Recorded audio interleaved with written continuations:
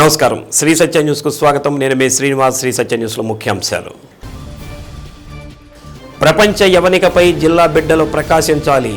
అన్ని రంగాలలో ప్రతిభ చూపి సత్తా చాటాలని ఆకాంక్షించిన కలెక్టర్ తమీమ్ అన్సారియా. నగరంలో పాఠశాలలు, కళాశాలల విద్యార్థులు, ఎస్హెచ్జి మహిళలతో బంగారు బాల్యం బాలోత్సవాల ముగింపు ర్యాలీ. అసెంబ్లీ సమావేశాల్లో జిల్లా సమస్యలపై గళం విప్పిన ఎమ్మెల్యేలు. పోతురాజు కాలువ ఆధునీకరణ పనుల్లో అవినీతిపై విచారణ చేపట్టాలన్న ఎమ్మెల్యే దామచర్ల జనార్దన్. వెనుకబడిన జిల్లా అభివృద్ధికి నిధులు కేటాయించాలన్న MLA BN Vijay Kumar. ACB వలకు చిక్కిన వాణిజ్య పన్నుల శాఖ అధికారి. 1,50,000 రూపాయలు లంచం తీసుకుంటుండగా రెడ్ హ్యాండెడ్గా పట్టుకున్న ఏసీబీ డీఎస్పీ.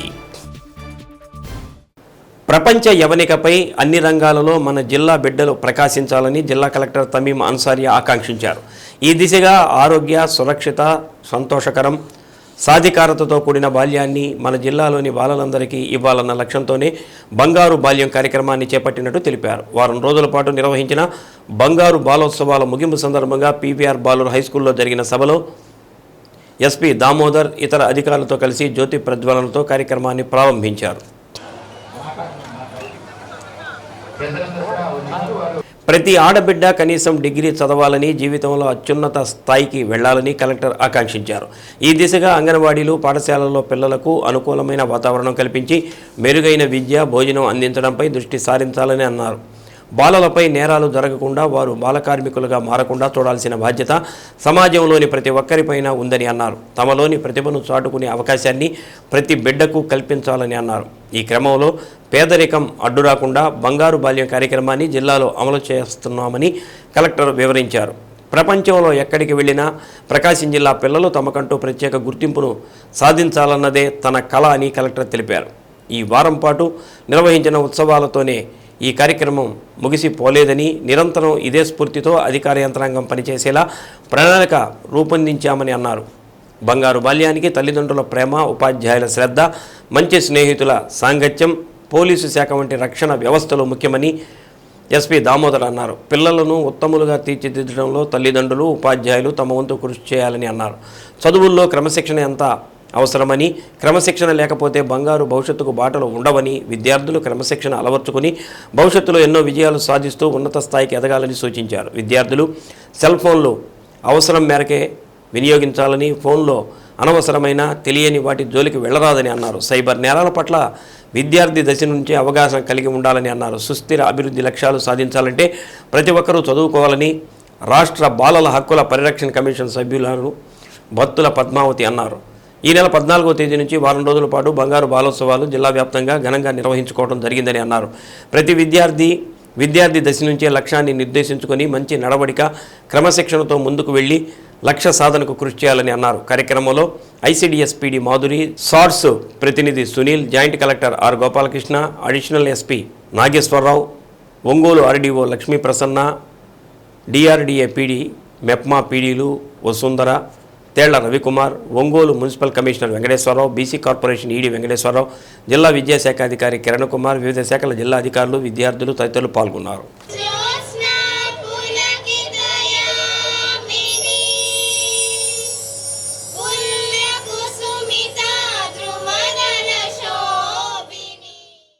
వారి చదువులు భవిష్యత్తే లోకానికి నూతన బాటలు. ఇందుకోసం చేయూతనిస్తాను. బంగారు బాల్యంతోనే. జై హింద్.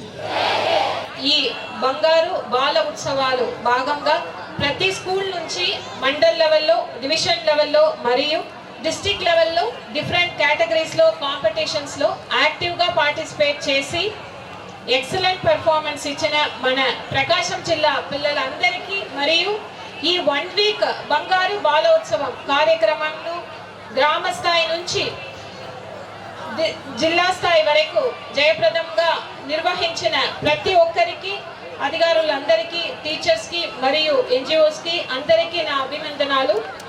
ఈరోజు ఈ ముగింపు కార్యక్రమంలో భాగంగా ఈ శుభ సాయంత్రం ర్యాలీ నిర్వహించి హ్యూమన్ చైన్లో ఉత్సాహంగా పార్టిసిపేట్ చేసిన పిల్లలందరికీ నా హృదయపూర్వక అభినందనాలు. సో మీ అందరికీ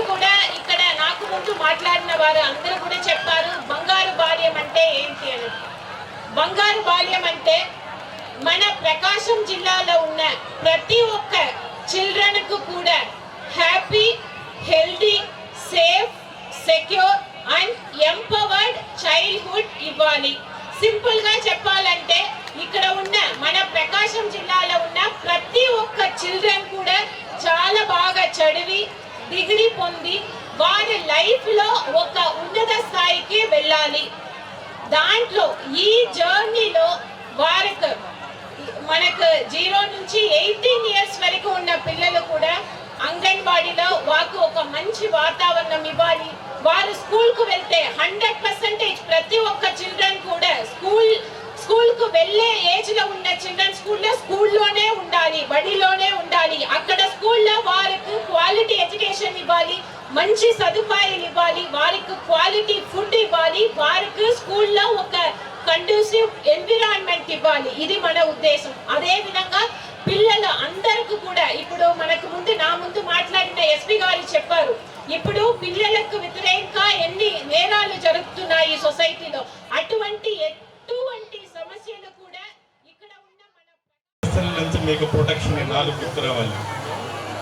ఈ 4 బాగుంటేనే బంగారు బాల్యం అని మీకు మంచి ఎడ్యుకేషన్ ఇవ్వాలి, తల్లిదండ్రులు ప్రేమను పంచాలి, విద్యార్థులకి టీచర్లు మంచి ఎడ్యుకేషన్ చెప్పి అలాగే డిసిప్లైన్గా వాళ్ళు ఏం చేయాలి ఏం చేయకూడదు అనేది వాళ్ళకి బోధించాలి.